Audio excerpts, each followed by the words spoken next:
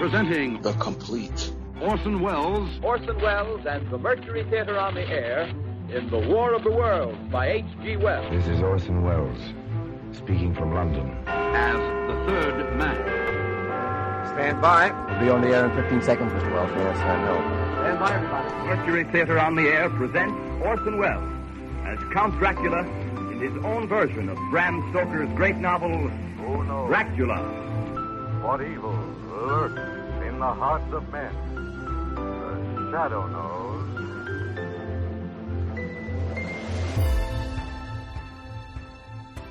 Hello world, welcome to The Complete Orson Welles, brought to you by Dwayne Old Time Radio. This podcast will feature various classic radio programs ranging mostly from 1936 to 1952 that Orson either produced and directed, was featured on, or starred as a guest. If you enjoy my podcast, you can subscribe to receive notifications of new posts. Subscribing is free and only takes a moment. New episodes are posted weekly. If inclined, please leave a rating and or review on your preferred podcast service. Thank you for your support. Hope you enjoyed the genius of Mr. Welles. Welcome to a new week of The Complete Orson Welles. This week we have The Shadow. 2 episodes. First, Blind Beggar Dies, April 17th, 1938, and then Power of the Mind, April 24th, 1938. The Shadow, Lamont Cranston, a man of wealth, a student of science, and a master of other people's minds, devotes his life to righting wrongs, protecting the innocent, and punishing the guilty. Using advanced methods that may ultimately become available to all law enforcement agencies, Cranston is known to the underworld as the Shadow. Never seen, only heard. As haunting to superstitious minds as a ghost. As inevitable as a guilty conscience. The identity of the Shadow is known only to his intimate friend and aide, Margot Lane. Today's story, The Blind Beggar Dies.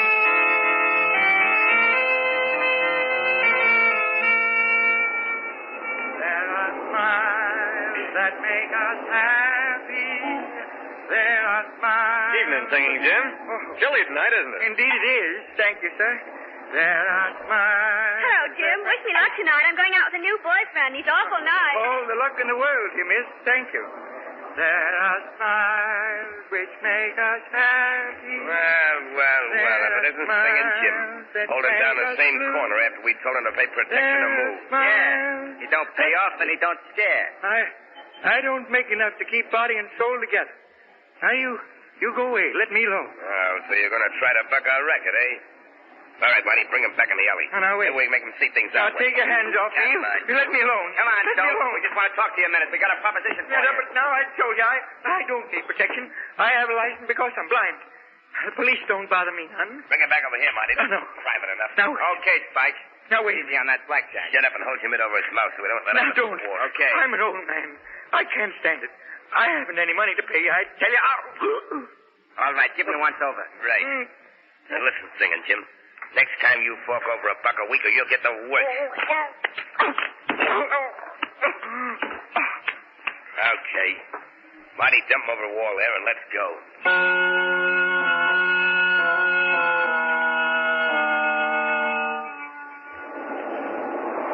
Look at that crowd gathering, Lamont. Yes. Isn't it amazing how any little thing can get a crowd together? Sometimes those little things turn out to be big things, Margot. That's just Lamont Cranston, the amateur criminologist, coming to the fore. Oh, look. They're trying to get into that alleyway. Somebody hurt, probably. Oh, yes. All right, move on. Oh, good evening to you, Mr. Cranston. Oh, what's wrong, Clancy? It's poor old Singing Jim. Somebody found him in the alley all smashed up. Looks like a truck run over him. All right, out of the way. Move on now. Move on. Poor old Jim. Lamont, look at his face and head. He doesn't look like he's been run over. Oh, don't hit me. I can't pay. I can't. Jack, back to the hospital and make it fast. Oh. This old boy's in a bad way. Lamont, somebody beat him up. But who'd do a thing like that and why? I don't know, Margot. I've known Singing Jim for years. So have I. Everybody knows him and helped him out. Margot, he looked pretty bad. I think I'll go to the hospital and see what I can do for him.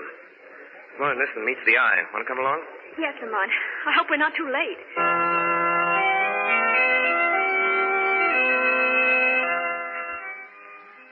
you can see, Singing Jim, Mr. Cranston. How is he, Doctor? Triple concussion. Looks pretty hopeless. Poor old Jim. How did it happen? Well, the police report lists it as a hit-and-run case. In my opinion, he was beaten with some blunt instrument. He's a pipe or a blackjack. He's right in here. No. Don't hit me. I'm an old man. No. I'm afraid you won't get much out of him, but you can try. I'll be back in a few minutes. Thanks, Doctor. Oh, I can't pay. I need protection. Now, Singing Jim. I don't... Jim, it's Lamont Cranston. Oh. I've come to help you. And Miss Lane is here, too. Oh. You remember her. Hello, Jim. What happened? Who did this? Oh, keep away from me. Let me go. Don't hit me again. I'm afraid he's delirious, Margot. Jim, listen. We're not going to hurt you. You're safe now. Who hit you? Why did they do it, Jim? They told me I had to pay $1 a week, or they'd give my corner to somebody else. Some phony that knew how to mooch enough to pay him for protection. No. Jim. Don't hit me. Lamont, that can't be true. Nobody could be as low as to try to make a racket out of begging, organize them, and make them pay tribute. It is hard to believe, Margot, but must be something to it. Wait a minute. Jim, listen to me. Who did this? Who's been trying to make you pay money to them? Oh, no, don't hit me, Spike. Let go of me, Mark. Don't, I can't pay. Apple Mary can't pay either. You took Apple Mary's stand. Now you're trying to take mine. Don't hit me again. Don't. Lamont, I'd better get the doctor. He's unconscious. Yes, Margot, but I'm afraid it's more than that. What? I'm afraid Singing Jim has sung his last ballad. What? You mean... Yes, Margot. Singing Jim is dead.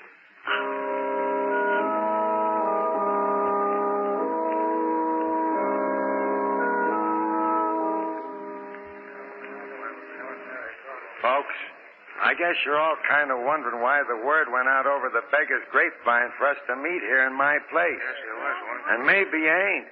Anyway, Apple Mary's got something to say to us. Thanks, Lame Bill. Thanks. Folks, I guess by this time you've all heard that poor old Singing Jim's dead. Yeah. And I guess you know why he's dead. Yes, Mary, you're right. Now don't get the idea that I've asked you all here to fight these here scurvy rats that pull Jim into an alley and beat him to death. I ain't asking that. Can't expect no help from the police, Mary. You know that. No, you can't, Mary. Yes, we tried that. And they just laugh at the idea of anybody trying to make us pay for the right to make a living on the streets. The only way we know how. Selling apples like I do. Singing like Jim did.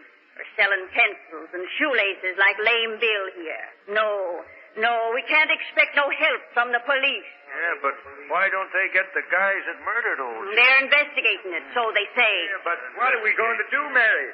Jim's death was just a warning to the rest of us. It means pay up or get the same... No, it don't. Yeah, that's no, what it it means, don't. Mary. Because something's happened. Somebody's going to help us what can't help ourselves. Who is it, Mary? Now, before I tell you, I want to remind you that I am not a drinking woman, and I ain't given to hearing things, and I ain't easy convinced. But last night, late, somebody talked to me at my stand. Somebody that you've all heard of. Somebody that you that have got your eyesight don't believe in because nobody's ever seen. Who was it, Mary? The Shadow. Shadow? Oh, he wouldn't bother trying to help folks like us, Mary. Oh, you're wrong. You're wrong because he asked me to call all your folks together. He promised that he'd come here tonight and tell us how he can help us. When's he coming? Why isn't he here?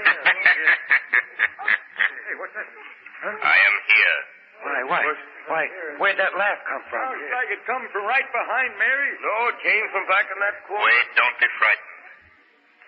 I am the Shadow. I've come here to help you. If you will accept my unseen presence without question, without fear. Yeah, that's right. We got no reason to be scared of the Shadow. We ain't done anything wrong. Yeah, we ought to be glad he's willing to help us out. Protect us from fellows like Spike and Marty. Maybe he can help us find out who those fellas are. Now, wait a minute. Yeah. Wait a minute, all of you. I've told the Shadow all I know about Spike and Marty. All any of us knows. Now you listen to what he wants us to do. You are victims of the meanest racket in the world. The Shadow will help you if you are willing to help yourselves. I have reason to believe that one among you is a spy, an informer. Why, where is he? Point him out. No, sooner or later he will betray himself. There are too many of you for me to single out the one hostile mind in this room. What do you want us to do, Shadow? We'll do anything you say. Go on doing as you have been doing. When these men approach you again, pay them, or promise payment. And then go to the west wall of the National Armory. Make your sign of distress in white chalk, using the symbols you use in communicating with one another. The Shadow will understand them and come to your aid. As for the informer in your midst, let him take this warning to the petty racketeers he serves. If one more cent of tribute is levied, if they so much as lay a hand upon one of you, they will answer to the Shadow with their lives.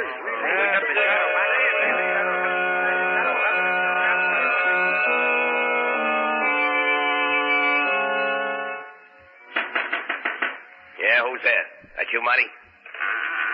Yeah, it's me, Spike. What took you so long? Hey, you look like the real McCoy with those smoke glasses and that crutch. I used to make a living faking this blind and lame gag before you showed me how to make some easy money. Well, what happened at that meeting at Lame Phil's place? Plenty. You look like you've seen a ghost. No, I ain't seen no ghost, Spike. What then? I heard something tonight that I don't want to hear again. The voice of a guy you couldn't see. He was right there talking to us.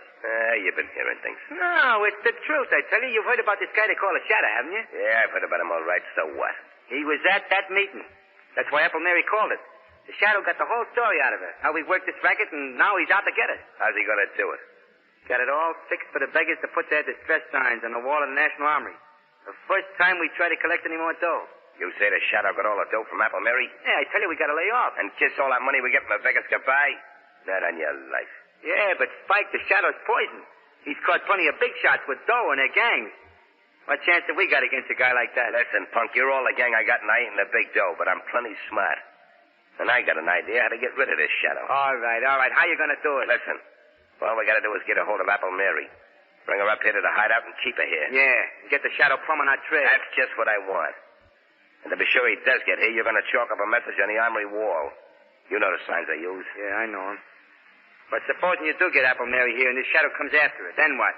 Then he's going to walk into the sweetest little trap you ever saw sprung. But you can't see the guy. I don't have to see him. All I have to do is hear him talk or laugh. The way they say he always does. All right, Spike. Okay, I hope you know what you're doing. I haven't given you a bad steer yet, have I? We'll grab Apple Mary tonight and bring her down here.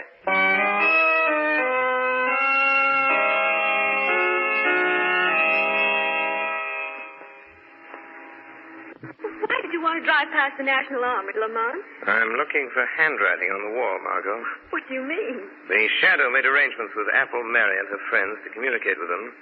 That way, those racketeers try any more strong-arm tactics. Do you think they will? Yes. There's a reckless bravado about a petty criminal that you won't find in big-time crooks. Well, they're just as dangerous. Don't forget that, Lamont. I'm not forgetting it for a minute, Margot. There's a saying, little snakes are more deadly than the big ones. Stop the car, Margot. Here's the armory. What is it, Lamont? There's writing on the wall. Maybe what I'm looking for. You mean those chalk marks, those crosses and circles and numbers? Yes. Yes, it's a message from Apple Mary. She needs help. She's waiting for the Shadow in the basement of 19 River Street. I'll drive you there, Lamont. All right, Margot. Not all the way. Stop a block from that address and let me out. Very well, Lamont. Shall I wait for you? Yes, Margot. Wait half an hour. If I'm not back by then, notify the police to raid that house. But why, Lamont? What makes you think... I don't think Apple Mary sent that message, Margot. I have a feeling the Shadow's being invited to walk into a trap.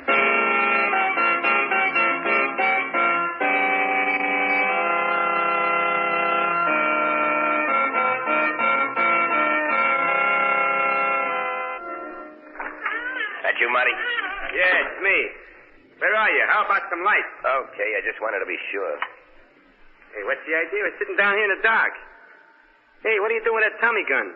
When the Shadow comes here looking for Apple Mary, I'm going to spray this room with lead from floor to ceiling. It won't matter if I can't see him. I can't miss. And our troubles will be over. I put that message on the armory wall. How long ago? About an hour. And he'll be here soon. That guy moves fast from what I hear. Hey, how you going to know when the shadow gets here? What if he don't talk or laugh? He's got to open that door, ain't he? He can't walk through it. He ain't a ghost. He comes as close to being a ghost as anything I ever went on up against. How's he do it? How does he keep you from seeing him? By hypnotism, whatever that is. Yeah? I knew a guy in a circus that could do that. Leastwise, he claimed he could. Shut up. Go and get Apple Mary in here. She's in that back room. Okay. Hey, you. Apple Mary. Come on out here. I'm coming. Don't think I'm scared of the scum of the earth like you two. Pipe down. What do you want with me? Bring her over here and shove her into this chair.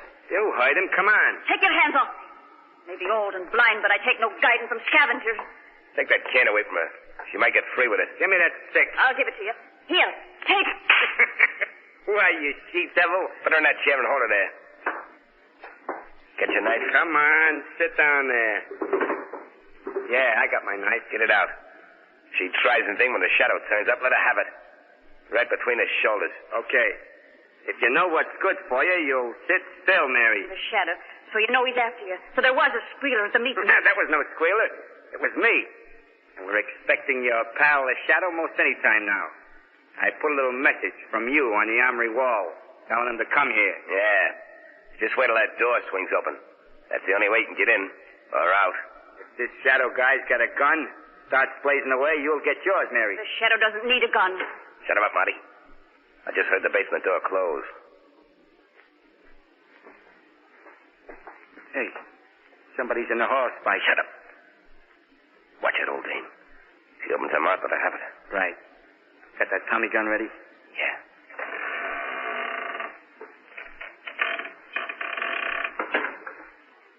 Spike, he's here. The shadow's here. Do something. Do something. Shoot it or he'll kill it. I ain't sure if I can only be sure. There is only one certainty in life. What? That is death. It's him. Shoot. Spike, you shut out the light. Yeah. But I got him. I got the shadow. Come on. Let's get out of here. Yeah, but what about Apple Mary? We haven't got time to fuss with a blind dame. Now listen, Apple Mary. Get out and tell your friends we'll be seeing him. Tell him the shadow's dead. Tell him if we have any more trouble making collections, I'll get what Singing Jim and the shadow got. Tell him that for us. Come on, Marty, let's go. Shadow dead.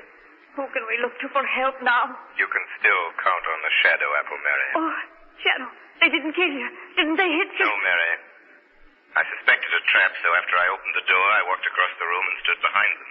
But your voice, it came from near the door. Ventriloquism. A simple trick of projecting the voice. That doesn't matter now. Get out of here and hurry to Lame Bill's. Gather your friends together and wait there for word from me. The shadow.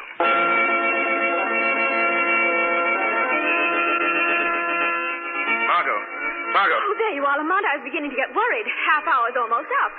What happened? I'll tell you later. Quick, start the car. Those two men hurrying down the street? That tall one and the short, heavy one? Yes, follow them, but be careful. Don't get too close. Who are they? Where are they going? They murdered Singing Jim. They tried to murder the shadow. We'll find out where they go, Margot, and then I'll telephone Commissioner Weston to surround the place.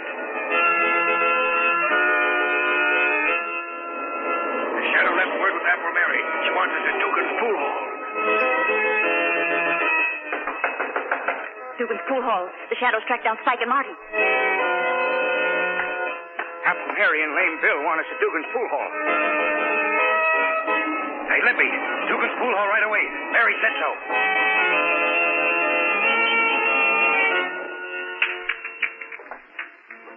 What's the matter with you, Marty? I thought you could play pool. You missed that shot a mile. I can't keep my mind on the game. Can't stop thinking about it. Pipe down. Everything's okay, I tell you. I got the shadow I couldn't have missed. You heard him fall, didn't you? Yeah, but nothing. We got nothing to worry about, I tell you. The shadow's out of the way, and we got it fixed with Dugan for an alibi. We've been here all evening. See? Here comes Dugan now. Hey, Spike, Marty. There's something going on around here I don't like. I know I told you I'd frame an alibi for you, but I don't want no trouble. I don't want my place closed up. What's the matter with you? What's going on? It's that bunch you've been working your new racket on. Apple Mary, Lame Bill, Limpy, the whole lot of them. What? Where are they? They're out in the street, 20 or 30 of them. And more coming every minute. Yeah, who tipped them up we was here? Is this a double cross, Dugan? No, honest. Somebody must have tailed you here. Listen to him. Hey, Spike. They're after us. Come on, let's get out of here. Yeah, maybe we better. They tear us to pieces if they got their hands on it. You guys better slip out that back door there. It leads into the alley. The crowd may be lame and blind, but I don't give much for your chances if they get hold of you. Come on, Spike, let's go, will you? Yeah, okay, let's scram. We'll get these monkeys tomorrow, one by one. I'll teach them to try to gang up on us. Come on, Marty, come on. First, Spike, wait. Look down the alley there. Holy cat. Cops? Yeah. Half a dozen of them. We can't go that way, Spike. They're laying for us. Hey, Dugan, ain't there any other way out of this joint? How about upstairs and over the roof? No, that door to the hall's been nailed up for years. It's either the alley or the front way. Hey, Spike, that bunch out front sound like they're coming in. Yeah, we're caught like a couple of rats in a trap.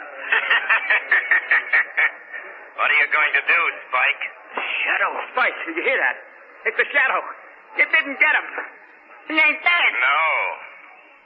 No, you will not go to the electric chair for the murder of the Shadow.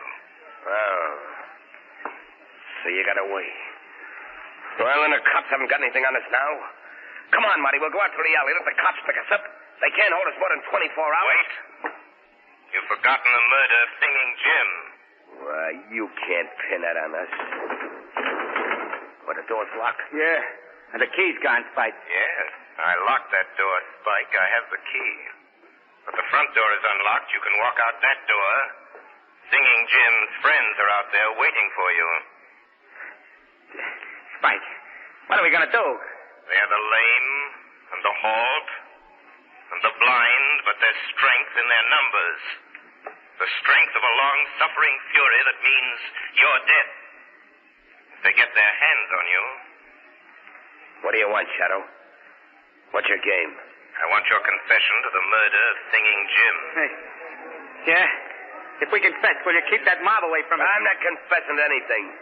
I'm not writing myself a one-way ticket to the death house. Take your choice.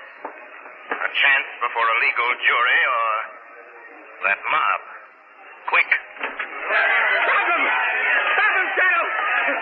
I'll confess. I'll tell you. Yeah, we killed Singing Jim. It was Spike. He slugged him in that alley, yeah. You dirty squealerette. Don't move, Spike.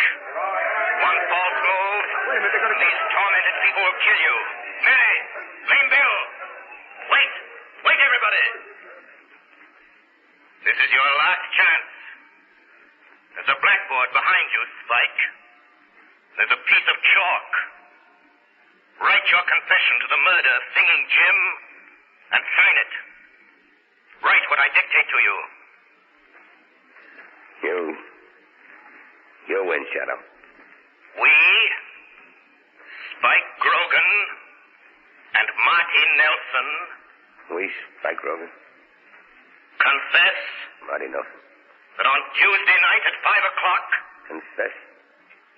That on Tuesday we night. did willfully beat Singing Jim to death. Willfully beat. With a blackjack. Singing Jim to death. With a blackjack. Sign it. Now you, Marty. Okay. There. Now what, Shadow? Walk to that back door. Open it. Call to the police in the alley. Tell them to come and get you. Well, it's locked. You locked it and took the key. I unlocked it again. Go with Spike Grogan, Marty. Beyond that door, a blindfolded woman with a sword in one hand and finely balanced scales in the other waits for you. You've mocked her long enough, but she is patient because her name is Justice, and her revenge for your mockery will be death.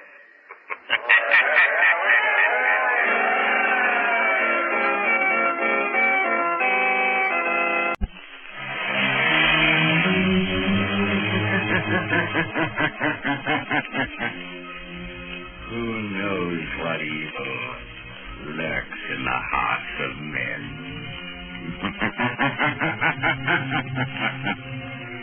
The Shadow knows.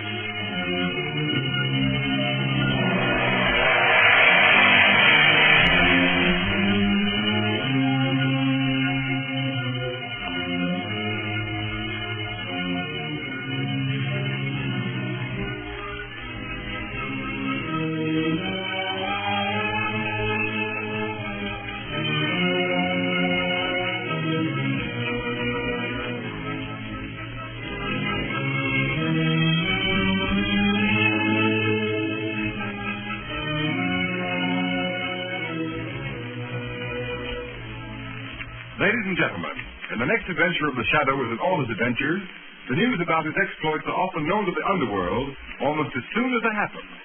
And I want to tell you that the news about the new Goodrich Silvertown tire is traveling like wildfire among motorists all over America. It's because this new Silvertown is so sensational in action and appearance, it's really a new kind of tire. You've never seen anything like it. It even looks different, for its tread is wider and flatter, and every inch of the tread is covered with row upon row of never-ending spiral bars. And those spiral bars do the same job on a wet, slippery road as your windshield wiper does to your windshield. They sweep the water right and left. They force the water out through the deep drainage grooves. Thanks to that lifesaver tread, your tire actually has a drier, safer road surface for the rubber to grip. Just think over it. Here is a tread that's actually a road dryer. No wonder the new Silvertown will stop you quicker and protect you against the dangers of skidding as never before. And here's a sincere and friendly tip. Don't fail to see and drive on the new Goodrich Silvertown the very first chance you get. Get a free demonstration. Take it from me, you'll get the driving thrill of a lifetime. And remember, only the new Silvertown offers you two great life-saving features. Lifesaver tread skid protection and the famous Golden Fly blowout protection at no extra cost.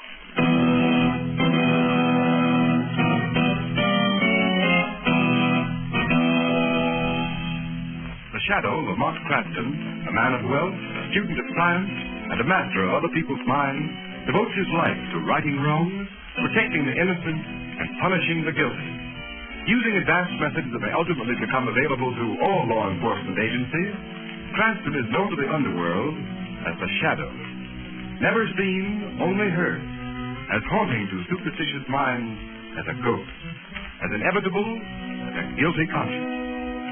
The Shadow's true identity is known only to his constant friend and aide, Margot Lane. Today's story, The Power of the Mind.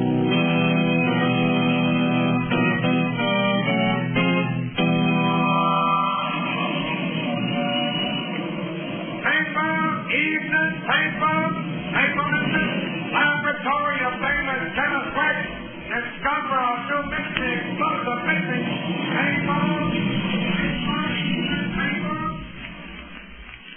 Ladies and gentlemen, here's a special radio flash on the mysterious disappearance of Professor John Hardy.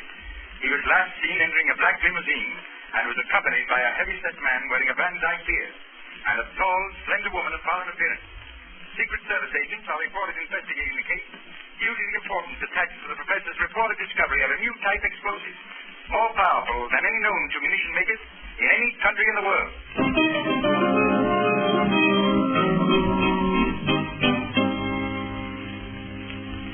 Come in. Come into my cabin, dear Countess Anna. Well, Richter, has your very stubborn and courageous American inventor thought given you the formula for that high explosive he so determined shall fall into no other hands save his own government? No, but he will. He can't stand much more of Ivan's treatment with a whip. Be careful. Too much torture can destroy the mind. And if Professor Hardy's mind snaps, you will never get the formula. Because we know for certain he has never written it down. I know. I have only one to be careful. Ivan's idea of care is to see how close he can come to whipping a man to death without actually doing so. Why do you keep that big brute as a bodyguard? He has the mind of a child. In our business of espionage, Countess Anna, it is often useful to have servants who cannot think for themselves. Besides, Ivan is rather cunning in an animal sort of way. Listen.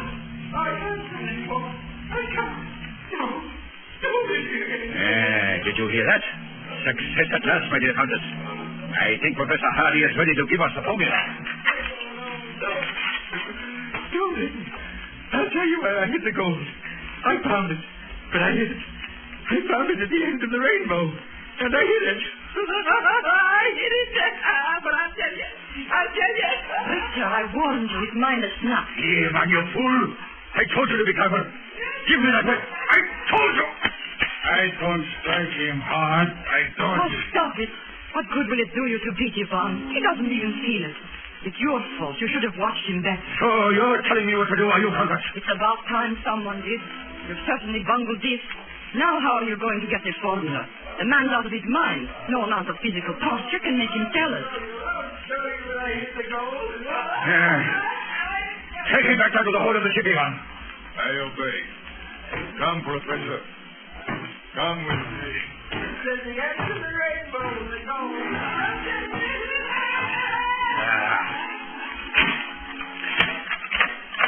So, you've destroyed his mind. Good work. Like having a formula in a sealed envelope and throwing it in the fire. Now what are you going to report to headquarters? Be quiet, Dara. I'm not finished. There's still a chance. Another way of getting his secret out of him. Even if his mind is gone. It may be an easier, surer way. Oh, why didn't I think of it before? What are you talking about? How can there be any other way with his mind destroyed by days and days of Ivan's fiendish torture with the whip? Dara, it so happens that a fellow countryman of mine, Dr. Waldeck, one of the world's greatest psychiatrists, is in this country. Right here in the city. And I suppose he'll gladly come down to the ship, the Star of Zealand, and get Professor Harvey's secrets from him for you. No, not gladly, perhaps, my dear Countess. But he will come. Just wait and see.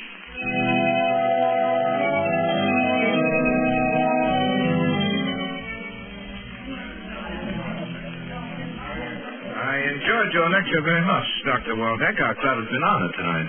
Thank you, Mr. Cranston. You are a scientist interested in psychiatry? Well, in a way, Dr. Waldeck, I'm really only an amateur criminologist. So, then perhaps you could tell me something of this remarkable man I've heard so much about. Even before I made this trip to America, a man called the Shadow. The Shadow? I'm afraid not, Doctor. No one knows very much about him. Have you heard? Oh, a great deal. I understand he is a master of mass hypnosis, of mental suggestion. He has you criminals and police quite baffled by his ability to appear in a room crowded, as let us say, this club of yours, and yet remain unseen. You seem to have no doubt of the Shadow's existence. His powers, Doctor. Oh, none whatever, Mr. Cranston. In fact, I should like to meet the Shadow. But then I suppose I should have to commit some crime in order to do so, and I wouldn't care to carry my scientific research quite that far. I think the Shadow would enjoy meeting you, Doctor. You have much in common. I think you would be profoundly interested in your work in psychic research, particularly in the field of mental telepathy. You know, it might be interesting if you and the Shadow could make a test of thought transmission with a purely mental telepathic method. It would indeed. The Shadow, from what I hear, he has little time for theory. He deals mainly in the harsh realities of criminal investigation. Yes, but the two pursuits are not as far removed from each other as some persons seem to think. Dr. Waldeck. Right here, John. A message for you, Doctor. Here you are, Doctor. The gentleman and the lady are waiting outside in their car. Oh, thank you. That's unusual. Most unusual. Is there any answer, Doctor? Answer? Yes. Say to the Countess I will come immediately. I will do what I can. You will excuse me, Mr. Cranston. A countrywoman of mine is in need of help, and I must go at once. Perhaps we will meet again.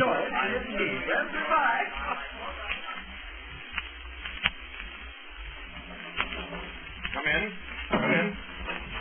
So here you are, Lamont Cranston. I thought you promised to take me to dinner tonight.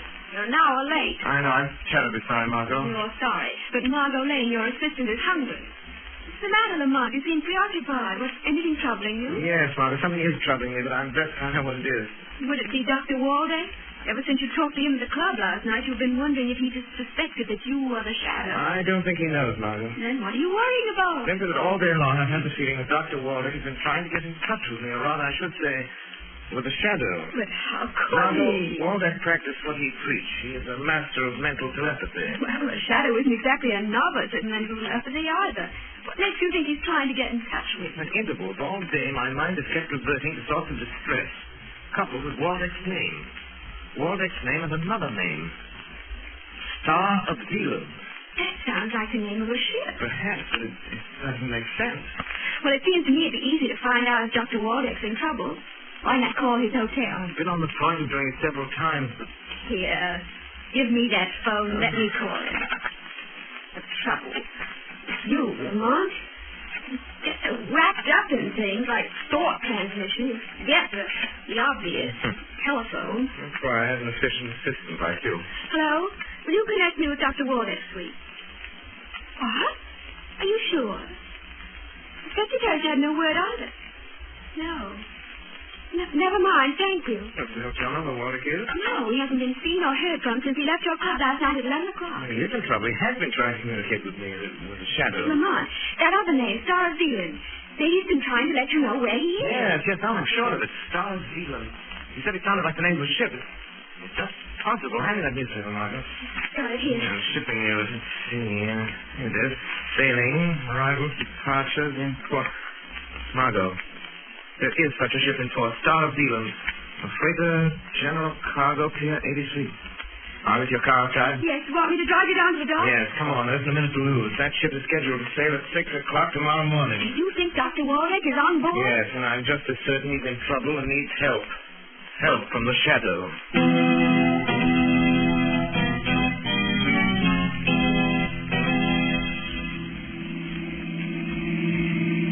That must be the Star of Zealand over there, Lamont. Just a couple more blocks, Margot. Wouldn't it be better to let the police investigate? You have so little to go on. You can't even be sure there is anything wrong. I can't convince you, Margot. What chance do you think I'd have of persuading the police to board a tramp steamer and searching for a man not even reported missing? But how on earth will you search a ship without help? It would take hours. It won't be necessary. I'll know if there's anything wrong at Waldeck's there. 5 minutes after I walked to the gangplank.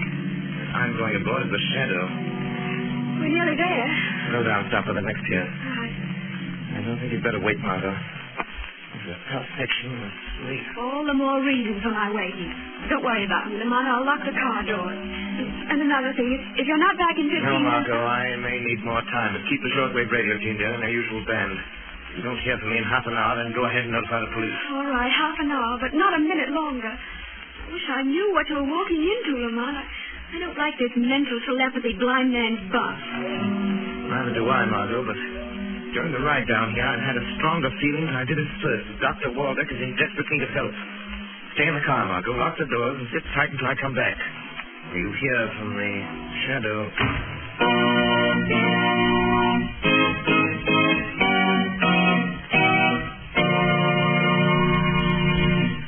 Ladies and gentlemen, we'll be back with the shadow in a moment to find out what new spot his enemies have put him on. But first, here's a word of advice to every motorist. Don't let wet, skiddy pavement put you on the spot. Beware. How fast can you stop? Will your tires slip or grip? Don't gamble. And motorists, if there is one tire that has taken the gamble out of skidding, it's the new Goodrich Silvertown with the Lifesaver tread. For exhaustive road tests of the regular and premium price tires of America's 6 largest tire manufacturers prove that the Silvertown gave greater skid resistance than any of the other tires tested. And don't forget, all during these tests, it was hands-off for Goodrich engineers. Instead, these tests were conducted by absolutely impartial engineers from America's largest independent testing laboratory, the Pittsburgh Testing Laboratory. What's more, some of the tires the Silvertown was tested against have list prices of 40 to 70% more. And that can mean only one thing, motorists. No other tire, regardless of price, can give you the superior skid protection of the Lifesaver tread. With Lifesaver tread Silvertowns on your car, you'll stop quicker, safer on a wet pavement than you've ever stopped before. Just think, the quickest non-skid stop ever with the Lifesaver tread. Real blowout protection, too, with the famous Goodrich Golden Fly. And these two Goodrich safety features are now yours in the new Silvertown at no extra cost. Take a tip from me. For safety's sake, ride on Goodrich Safety Silvertown.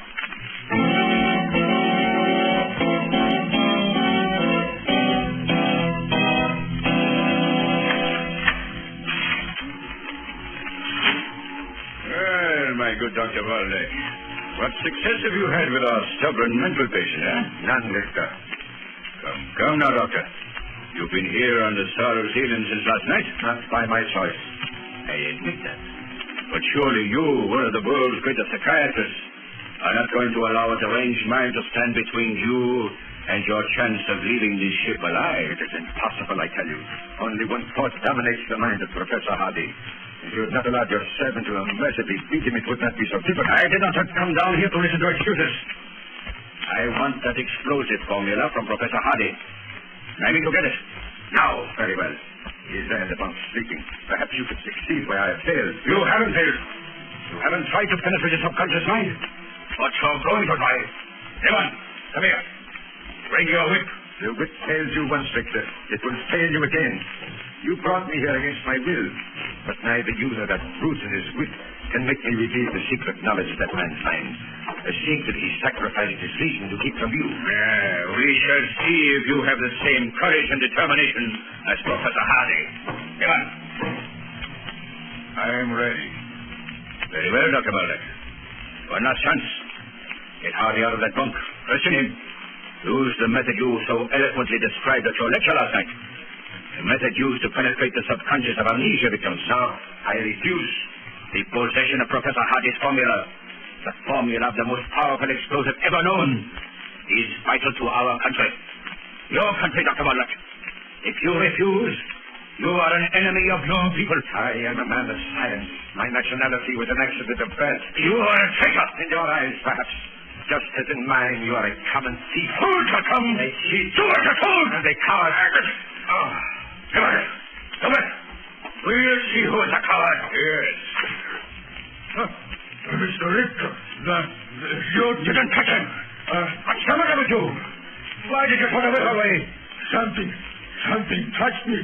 Knocked the whip from my hand. You're crazy. You dropped it. Get it. I swear. Something knocked it from my hand. Pick up that whip, I say. Pick it up. But Mr. Richter, the whip, it moves. It moves like a living thing. Like a snake. That is it, Dr. Muldock. Trying to save yourself by fogging Ivan's mind. Making him see by hypnotic trance. Whips move like snakes, sir. Well, I'll show you. I can use a whip, too. Stay where you are, Doctor. Or do you think you can stop me pulling the trigger on this gun? Your servant is not imagining things, Victor.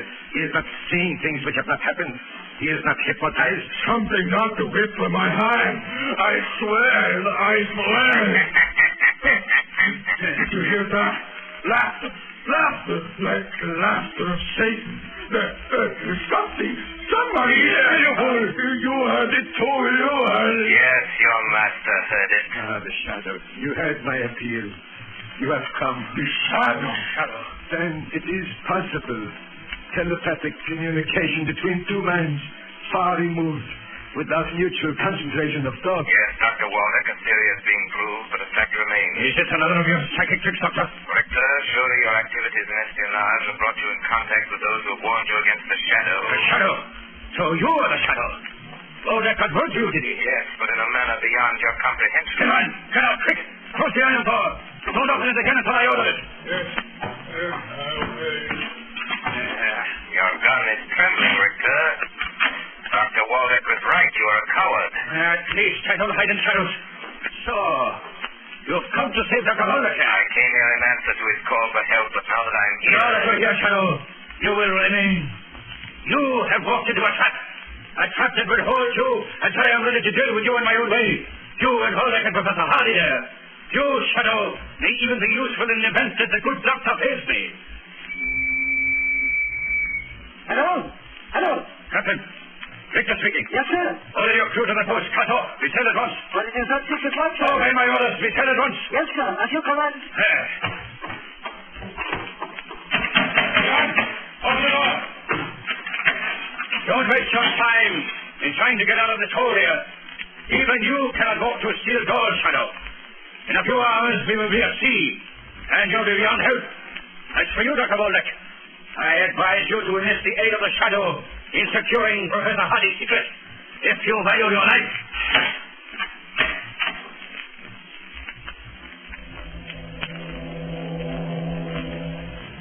Yes? Come in. You're getting underway, Mr. Richter. Are there any further orders? Yes, Captain. As soon as we are at sea, I want half a dozen of your best men. Armed with rifles and revolvers. Have them reported to me, sir. Why are we leaving so early? Oh, good morning, Captain. Of course. Beg your pardon, but have you been in your cabin? I haven't left it until now. Why? Why do you ask? What's wrong? Speak up, man. A young woman was seen coming on board just before we cast off, sir. What? Are you sure? Yes, sir. My second mate mentioned it, but thought it was Cousin Sarah. It couldn't have been. Captain, take every member of your crew you can get. Search the ship. Find that woman and bring her here. Yes, sir. We will find her as she's aboard.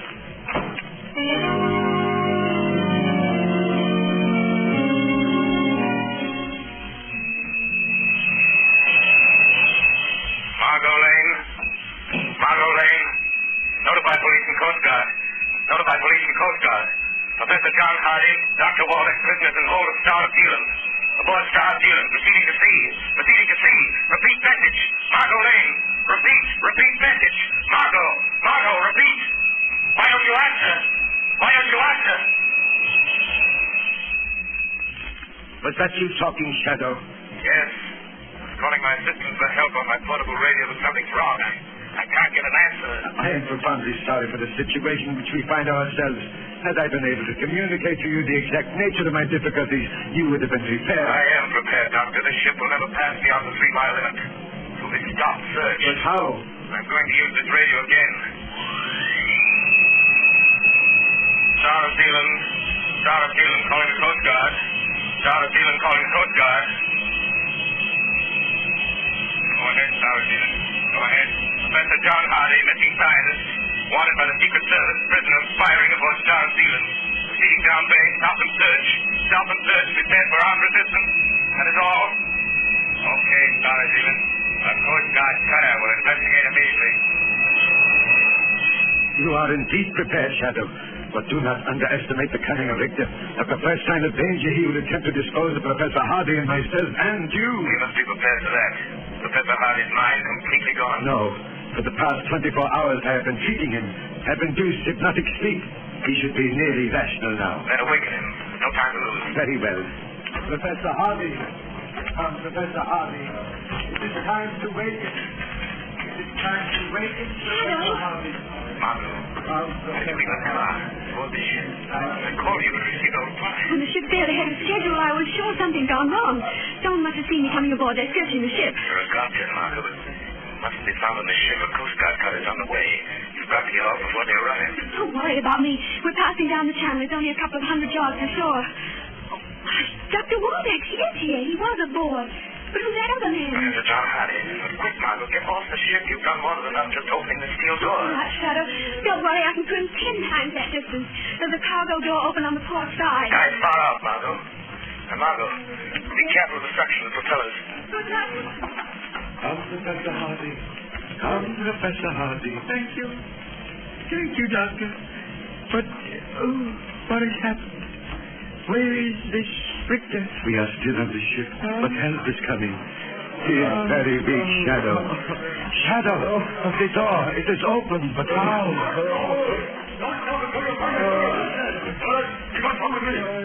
The door, it is open. They have strength. Doctor, get back behind the door, out of sight. Hey, that girl, she opened it. But they can't get off the ship. They can't be far from here. Maybe they hide. Maybe. Ivan, you fool! Why did you close that door? Oh, I did not touch it. Now, Richter, did you walk into a trap? So, you didn't have time to get away, Shadow. Mr. Richter, the doctors, the professors, they are here. Yes, sure. You like to have what you Americans call the showdown. Very well, you shall have it. After I communicate with my captain. Captain! Yes, sir. Quick! Your men who are searching the ship, send them to this hold at once. Immediately, sir. Now, Shadow, we shall deal with you. Ivan, watch the good doctor and the professor. Their turn will come when we have finished with this Shadow once and for all. You are too late, Richter. Listen. Yes. So, the river police. Well, let them come. Before they can board us, there will be no trace of any of you. Perhaps your captain is not so sure. He's calling you over the speaking tube. Hello. Coast Guard cutter off our port bow, sir. He has readied us to halt for search. Order, full speed ahead and get your men down here. We are not beyond the 3-mile limit. Carry out my orders. Full speed ahead. Yes, sir. Desperate measures, but they will fail, Richter. They will fail. That was a blank, a warning. Your captain is being sensible. He stopped the engine. Let them come. Let them search the ship. They'll find nothing. Nothing. Because I'm going to shoot you. They'll never think to look for bodies in the bladder tanks. The gun! No, Richter. You're not going to add murder to your list of crimes. Ivan, quick! I've got hold of the shadow here. Take the gun. It's on the floor. The shadow's here between me and the wall. Shoot him. No, there is nothing there. I see nothing. Shoot him. You're a man. Shoot him. I know. Dr. Waldeck, get your handshake there. No, you don't. You'll never turn me over to the police. Sorry, I had to address it so hard, Dr. Walker. Coast Guard won't meet much resistance when they arrest him. You're a witness to what has happened here. Listen, Doctor. You're coming aboard. The Coast Guard? Yes, they are coming aboard. You are safe now, Dr. Waldeck. Your faith in the power of the mind saved you and Professor Hardy. Helped him keep the secret. Perhaps at some future time, under more favorable circumstances, we will meet again.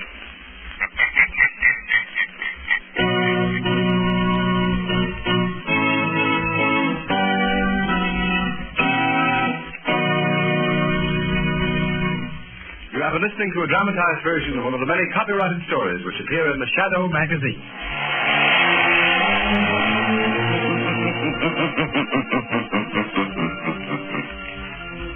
The weed of crime bears bitter fruit. Crime does not pay. The Shadow knows.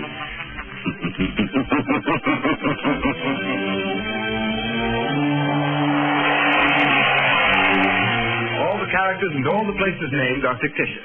Any similarity to persons living or dead is purely coincidental.